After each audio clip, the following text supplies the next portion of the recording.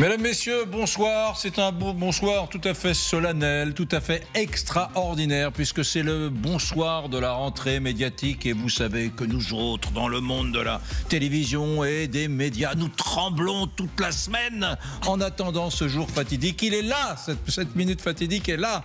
Mesdames, Messieurs, si vous débarquez, vous aussi, là, sur notre chaîne, après des vacances gigantesques, pantagruéliques, eh bien, je me dois de vous présenter celle qui désormais sera à mes côtés pour présenter cette émission, Émilie Broussoulou, bonsoir. Bonsoir Eric, bonsoir à tous. On va pas faire votre CV, mais j'adore parler des origines de chacun. Il y a un journaliste franco-américain, etc. Alors vous êtes une Française un peu corésienne et un peu indonésienne. J'adore, vous nous faites voyager. C'est un mélange un peu bizarre, c'est vrai. Un peu Brive-la-Gaillarde, Jakarta.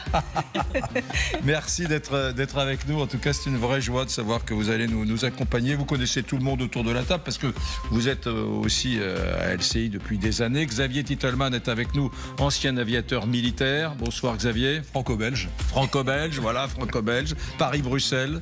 Anne Niva, grand reporter spécialiste de la Russie, est avec nous. Bonsoir Anne. Bonsoir à toutes et à tous. Nous saluons le retour de Didier François. Bonsoir Didier, qui était avec nous par Skype la semaine dernière. Mais là, il est là en chair et en os. Didier François, reporter de guerre. Plutôt en chair d'ailleurs. Ouais, plutôt en chair.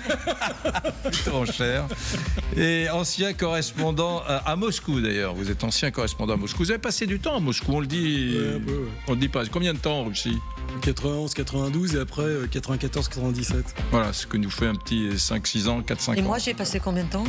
Bah vous allez chaque année en Russie depuis... Non, mais j'ai passé 10 ans d'affilée. Ouais, vous avez passé 10 ans d'affilée en Russie. Oui, comme correspondante.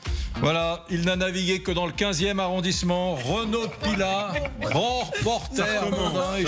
Ça commence bien, Bonsoir à ça tous. commence fort. Éditorialiste politique à LCI. Vous allez bien Renaud? Parfaitement. Vous nous avez manqué. La semaine dernière, vous êtes revenu et vous avez mis un peu de nerfs Prigojine. dans nos soirées qui s'endormaient. Prigojine et l'actualité aussi. Merci pour Yves Tréhard qui est déjà là. Yves Tréhard, que pourrais-je dire de taquin sur Yves Tréhard? Ce soir, je vais être convenable avec lui parce que c'est vrai que j'ai tendance à être un tantinet espiègle avec mon camarade Yves, directeur adjoint de la rédaction du Figaro. Mon cher Yves, vous êtes un pion indispensable à ce dispositif. Un peu réactionnaire, non? Ouais, un peu, non, on va rien.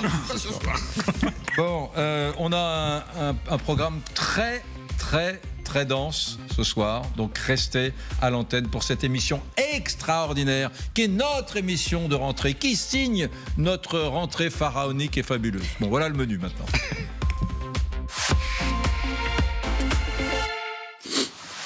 Quand, où et avec qui? On en sait un peu plus sur les funérailles d'Evgeny Prigojine. Le chef de la milice Wagner pourrait bien être enterré ces prochains jours. La date du mercredi 30 août se dessine de plus en plus et les regards se tournent vers Saint-Pétersbourg. Nous serons en direct de la capitale moscovite pour tenter d'en savoir plus et de confirmer ces rumeurs qui circulent. Ouais, il paraît qu'il est interdit d'obsèques à Moscou. Hein. À Moscou, oui, c'est selon les interdit. blogueurs militaires, pas d'obsèques de Prigojine. Il n'y a aucune raison qu'il y ait des à obsèques à Moscou pour Prigojine. Oui, c'est normal que ça soit Enfin bon, en tout cas, Moscou on n'en veut pas. Voilà.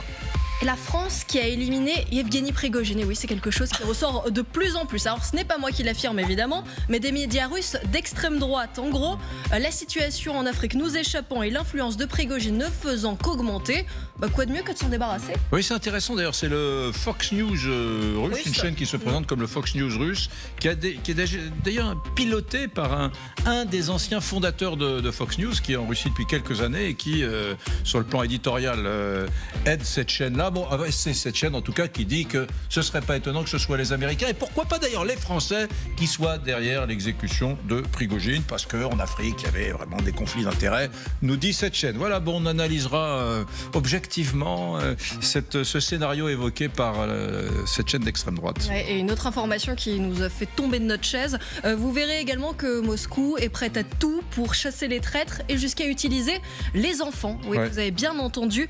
Et si les enfants dénonçaient leurs propres parents, c'est exactement ce qu'ils vont apprendre à faire à l'école. Vous allez voir, c'est une enquête assez glaçante.